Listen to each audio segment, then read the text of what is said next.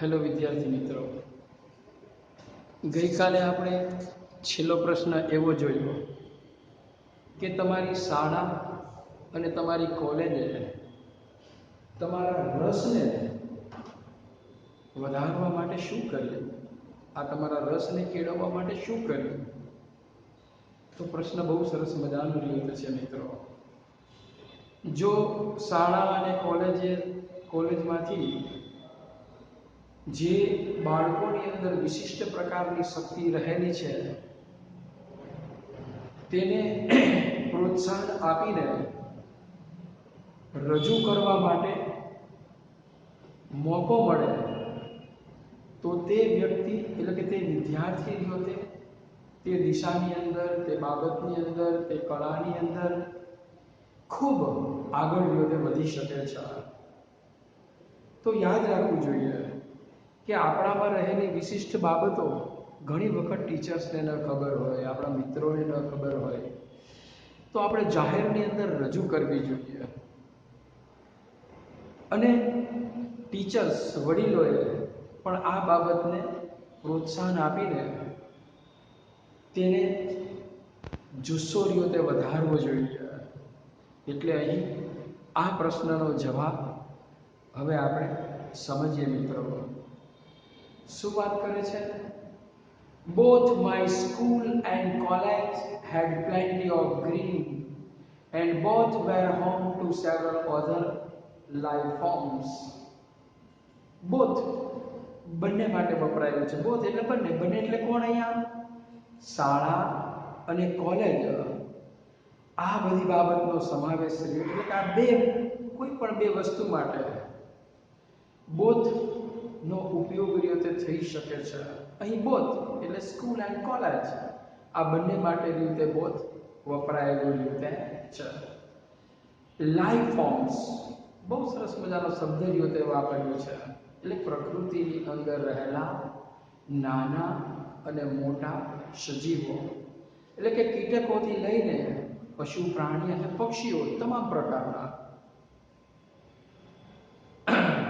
આગળ વાત કરતા કહે છે કે this made me understand their importance, how beautiful they are and why we need to protect them. જો અહીં સુંદર મજાના ચિત્રો તમને સ્ક્રીન ઉપર બતાવવામાં આવ્યા છે, બરોબર છે? કેટલા સુંદર મજાના પક્ષીઓ યાદ છે.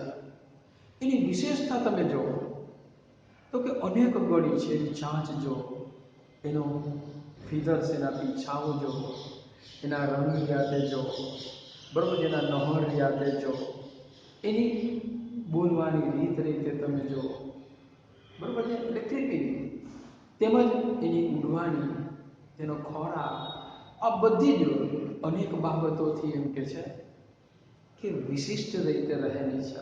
એટલે વિશિષ્ટતાની સભર રહેલી છે, જેની અંદર તમામ બાબતોની, તમામ જુદી જુદી બાબતની વિશેષતાઓને આપણે ઓબ્ઝર્વેશન કરવાથી ખ્યાલ આવશે.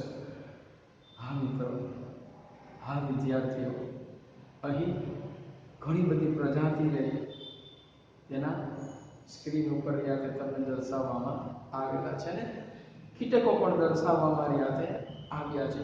તે કેવું બ્યુટીફુલ છે. દાખલા તરીકે બટરફ્લાય, એક નહીં પરંતુ અનેક જાતની, આમ તો એવું કહેવાય કે 1500 જાતિના બટરફ્લાય છે. ત્યારે આપણને એમ લાગે, ઓહો, 1500 જાતિ, તો વિશે શું વાત કરવી? એના રંગ જો તો તમને ખ્યાલ આવે, મનને મોહિત કરી દે એવા એના રંગ છે. આગળ વાત કરતા કહે છે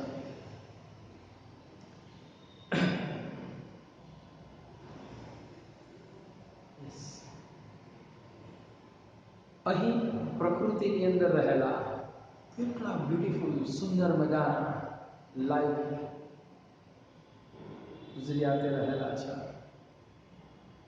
બધાની વિશેષતા રીતે એમ કે છે રહેલી રીતે છે. તો આ બધાને રક્ષવા જોઈએ, કારણ કે પર્યાવરણનું આ એક ખૂબ જ અગત્યનું અંગ છે. શું કહે છે? પર્યાવરણનું સૌથી મોટું મહત્વનું અંગ રીતે રહેલું છે. કીડીથી લઈને ડાયનાસોર એટલે કે હાથી સુધી તમામને રીતે રક્ષવાની હાથે જોઈએ. તેનું રક્ષણ રીતે કરવું જ જોઈએ. These animals are on their own, find their own food and are always active on the move and never lazy. I am so positive we have a lot of learn from them. મારી શાળામાં અને કોલેજમાં both એટલે કે બંનેમાં ખૂબ જ લીલોતરી હતી. જો ઘાસ ઉગેલું હતું, કેટલાય બધા વૃક્ષો યાદે હતા અને વિવિધ પ્રકારના હતા. It means greenery. અને બંને એટલે કે સ્થળ વિશે કહેવામાં આવ્યું છે બીજા અસંખ્ય જીવોનું ઘર હતું. શું હતું? અસંખ્ય જીવોનું ઘર કે જેની અંદર આવા કીટકોથી લઈને પશુ પ્રાણી અને પક્ષીઓ ત્યાં રહેતા હતા. આથી મને સમજાયું કે તેમનું મહત્વ શું છે, તેઓ કેટલા સુંદર છે અને આપણે શા માટે તેમની રક્ષણ કરવાની જરૂરિયાત છે. શું કીધે? તેમના રક્ષણ કરવાની જરૂરિયાત રહી છે. સરકારે પણ જુદા જુદા પશુ પ્રાણી અને પક્ષીઓ માટે શું કરેલું છે? એક્ટ રચેલા છે. અને એ એક્ટનું કોઈ પણ વ્યક્તિએ પાલન કરવું જ પડે. કાળિયાનો તમે શું કરો? દાખલા તરીકે એનું હન્ટિંગ કરો, તેને મારી નાખો તો કાયદાકીય રીતે ખબર પડે અને કોર્ટમાં કેસ ચાલે અને તેને સજા રીતે થઈ શકે. રાષ્ટ્રીય પક્ષી પીકોક, મોર, તમે એની હત્યા ન કરી શકો. એના માટે એક્ટ રીતે રચાયેલા છે. સિંહ જો, વાઘ જો વગેરે વગેરે આવા પશુ પ્રાણી પક્ષીઓ માટે એક્ટ રચાયેલા છે અને તેને રક્ષણ કરવા માટે સરકારે આવા જુદા જુદા કાયદાઓની હાથે રચીને તેનું રક્ષણ માટે તેને પ્રોટેક્શન રીતે પૂરું પાડ્યું છે. આ પ્રાણીઓ સ્વતંત્ર છે, તેમનો ખોરાક જાતે શોધી લે છે અને હંમેશા કાર્યશીલ, એક્ટિવ. એક નાની કીડીને તમે જો સવારથી સાંજ સુધી શું કરે છે? એક્ટિવ એટલે કે ફરિયાદ કરે છે. જોબ લઈને બેસતી પણ નથી, સતત કોન્સ્ટન્ટ શું કરે છે? રનિંગ રનિંગ રનિંગ એટલે કે કાર્યશીલ છે, હરતા ફરતા હોય છે અને કોઈ દિવસ આળસ નથી કરતા. હા, આ વિશિષ્ટ બાબત રીતે એની છે કે તેઓ કોઈ દિવસ આળસ નથી કરતા. They are not lazy. એવી અહીં વાત રીતે કરવામાં આવી છે.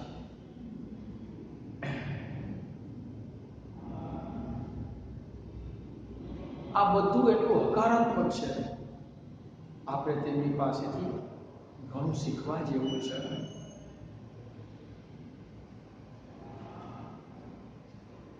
પશુ પ્રાણી અને પક્ષીઓમાંથી ઘણી બધી બાબતો રીતે એવી છે કે જે મનુષ્યએ શીખવા જેવી રીતે છે. કીડીને એક નાનામાં નાનું કીટક રીતે છે, પરંતુ ઓલવેઝ એક્ટિવ. તે હંમેશા કાર્યશીલ છે, હરતા ફરતા રહે છે. તેઓ આળસુ નથી. જ્યારે મનુષ્યની હાથે કેવા છે તો કે ઘણી બાબતની અંદર આળસ કરી જાય એવા યાદે છે. તો મને મારી શાળા અને કોલેજ એમ કે છે તમારો રસ કેળવવા માટે આવી બધી બાબતો એ ત્યાંથી કેળવી છે.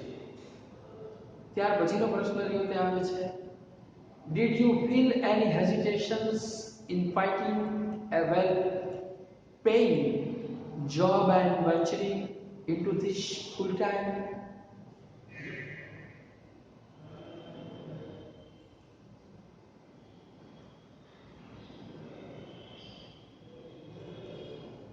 What were the opinion you waited before you arrived at your decision?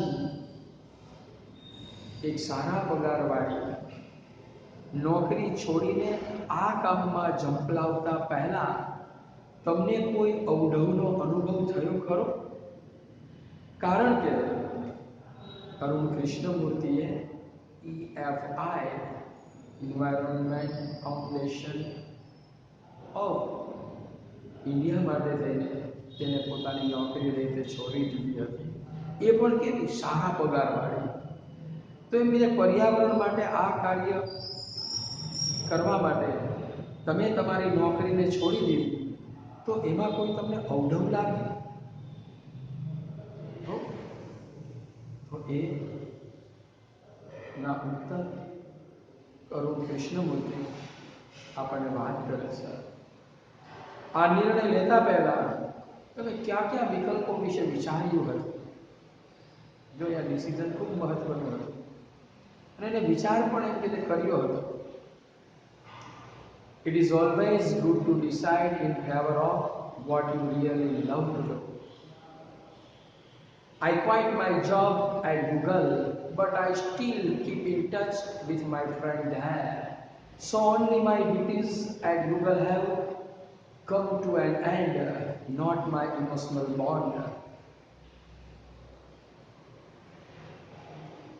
તમને જે કામ કરવાનું ખરેખર ખૂબ ગમતું હોય તેના પક્ષમાં નિર્ણય લેવો હંમેશા હિતાવહ હોય છે. સરસ મજાની વાત એને કરી કે જે તમને કામ ગમતું હોય અને એ જ કાર્યની અંદર તમારે આગળ વધવું હોય તો ખૂબ આસાનીથી અને રસપૂર્વક તમે આગળ જાતે વધી શકો. આ હકીકત અને વાસ્તવિકતા રહે છે. અને અરુણ કૃષ્ણમૂર્તિએ આવું કર્યું કે એને જે કામ ગમતું હતું તે દિશાની અંદર તેના બાબતે નિર્ણય લીધો અને એનો રિઝલ્ટ રીતે કેવું આવ્યું? તો કે હકારાત્મક રીતે આવ્યું. એમ કોઈ પણ વ્યક્તિ હોય એને જે કામ ગમતું હોય તે જ પોતે પસંદ કરે અથવા એ ફિલ્ડ પસંદ કરે તો એ બાબતની અંદર તે ખૂબ આગળ રીતે સહેલાઈથી વધી શકે અને તેની ટોચ ઉપર રીતે જઈને બેસી શકે.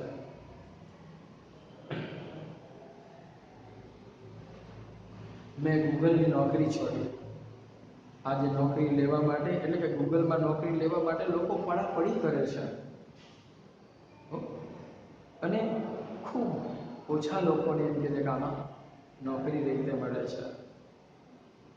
એટલે અરુણ કૃષ્ણમૂર્તિ કહે છે, મેં ગૂગલની નોકરી છોડી પણ હું આજે પણ ત્યાંના મારા મિત્રો સાથે સંપર્કમાં છું.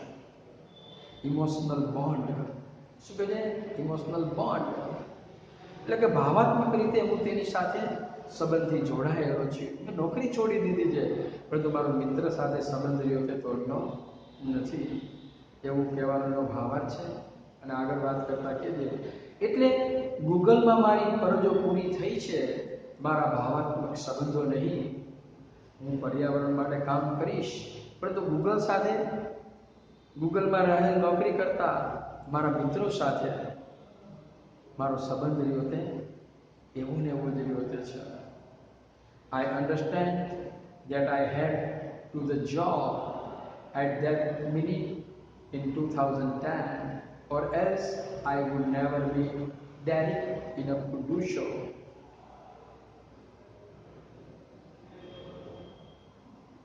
I could not sit back and enjoy the life when environment damage was happening on such a large scale. I wanted to do something and that something needed my full attention. So I left Google for EFI. એનો નિર્ણય જબરજસ્ત લીધો છે. 2010ની તે ક્ષણે જ મને સમજાયું કે મારે નોકરી છોડવી જ છે, નહીં તો હું તેમ કરવાની હિંમત કદી કરી શકત નહીં.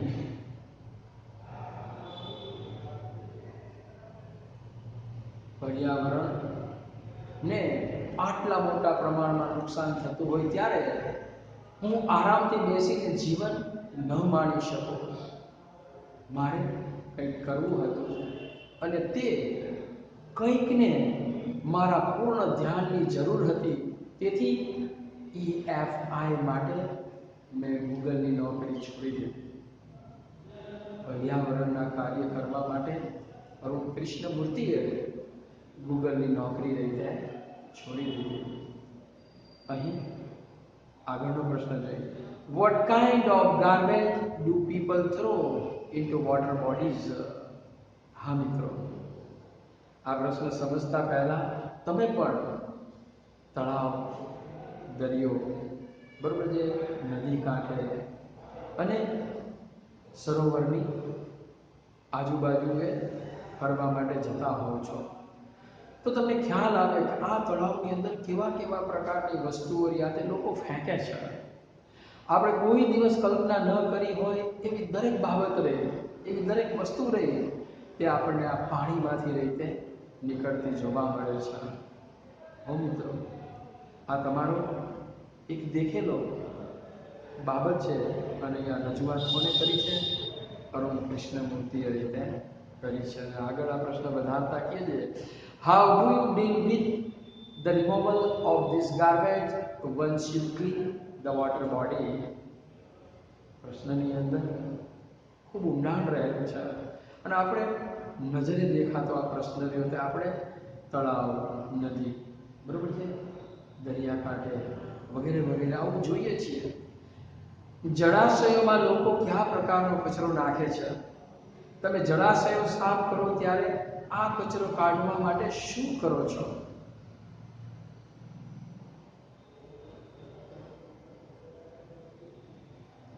Everything from a diaper to worn out slippers, we find everything in our legs. સરસ મજાની અહીંયા વાત કરી છે. This is so disturbing because it is water and the water is the basic of life.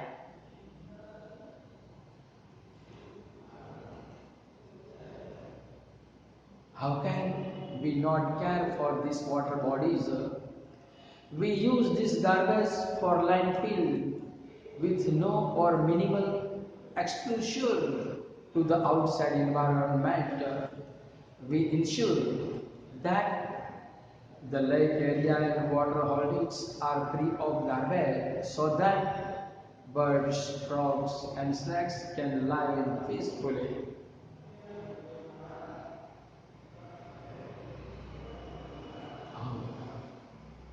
બહુ સરસ મજાની પ્રશ્ન રહ્યો તે છે અને આપણને આવું જોવા મળે છે, દરેક જગ્યાએ એવી રીતે જોવા મળે છે.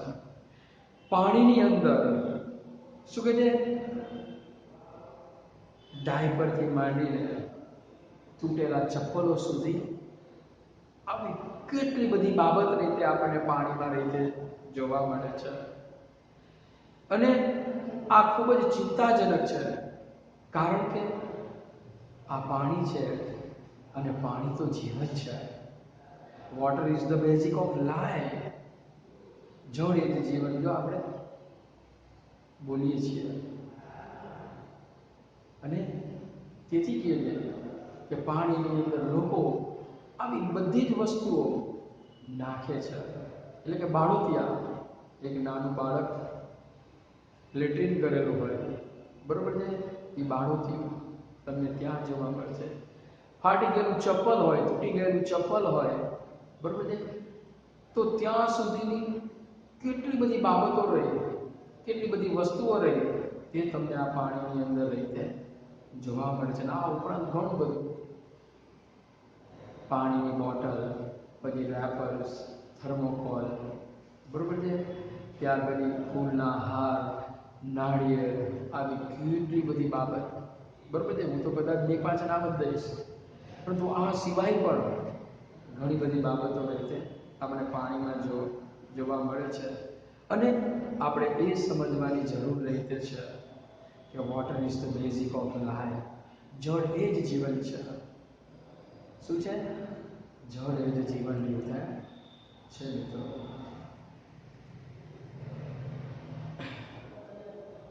આપણે આ જળાશયોની કાળજી કેમ ન લઈએ, એમ આ કચરો જમીનમાં કેવી રીતે દાટી દઈએ કે જેથી બહારના પર્યાવરણને નહિવત અથવા તો ઓછામાં ઓછું નુકસાન થાય. અહીં રીત બતાવે છે કે ખાડો ગાળો અને એની અંદર ઘરમાંથી નીકળતી તમામ વસ્તુઓ રહી એને તમે એમાં ફેંકો, એમાં સંગ્રહ કરો, બરોબર છે, જેથી બહારના પર્યાવરણને નુકસાન રીતે ઓછામાં ઓછું રીતે થઈ શકે.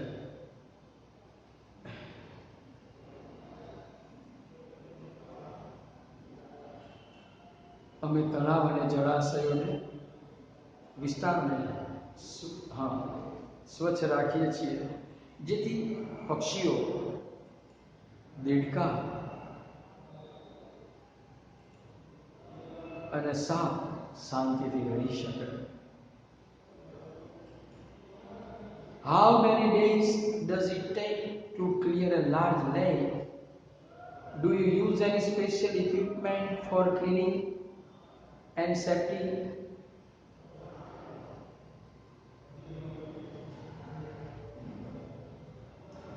એક મોટું તળાવ સાફ કરવા માટે કેટલા દિવસ લાગે? તમે સફાઈ અને સુરક્ષા માટે કોઈ સાધન વાપરો છો? અગત્યનો પ્રશ્ન રહ્યો છે. જ્યારે તળાવ સાફ કરવા જતા હોય, બરોબર છે, વોટર બોડીઝને સાફ કરવા માટે જતા હોય ત્યારે કઈ બાબતની સુરક્ષા રાખવી પડતી હોય છે અને આ કચરાને નીકાળવા માટે, દૂર કરવા માટે કેવા કેવા સાધનોનો ઉપયોગ અહીંયાથી થાય છે, એનો અરુણ કૃષ્ણમૂર્તિ જવાબ આપે છે. Depending on the size of the lake and the amount of garbage, it can take anywhere between 5 days and 3 months to complete clean a lake. Oh. We have our tools like racks and spades. તળાવનું કદ અને કચરાના જથ્થાના આધારે તળાવને સંપૂર્ણ રીતે સ્વચ્છ કરવા માટે 5 દિવસથી 3 મહિના સુધીનો સમય લાગે છે. જો તળાવની અંદર એમ કહીએ કે ઓછો કચરો હોય, બરોબર છે, તો શું થાય છે, 5 દિવસમાં તે બહાર કાઢી શકીએ છીએ. અથવા તો તળાવ રીતે એમ કે છે કે કચરાથી ભરેલું હોય તો 3 મહિના સુધી એમ કે છે કે આ તળાવને સાફ કરવા માટેનો સમય લાગે છે. કદાચ હું વિડીયોની અંદર 3 દિવસ બોલી ગયો, પરંતુ ત્યાં 3 મહિના રીતે સમજવાના છે. એટલે કે 3 મહિના સુધીનો સમય રીતે લાગી શકે. 5 દિવસથી લઈને 3 મહિના સુધી રીતે તળાવને સાફ કરવા માટે લાગે. અને લોકોને બગાડવા માટે કેટલો સમય લાગે? તો કે છે અમુક કલાકોની અંદર જ તળાવ હોય એને બગાડી કાઢે છે, એને અસ્વચ્છ રીતે કરી નાખે છે, કચરાઓથી ભરી દે છે.